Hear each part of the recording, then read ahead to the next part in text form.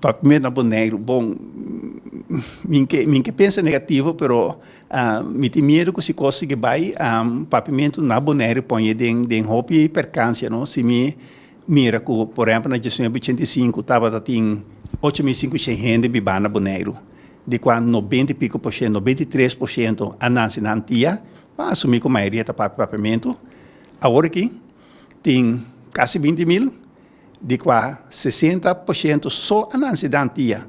Vou assumir que 63% do papimento.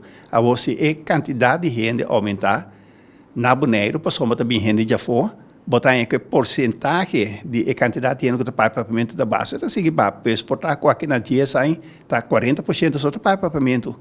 Com consequência, por isso que o papimento tem que se dispersar. Está para 6 meses nossa boca para proteção, se a proteção tem, anterior o governo faz tudo o possível para ter papimento vivo e seguir desenvolvendo papimento.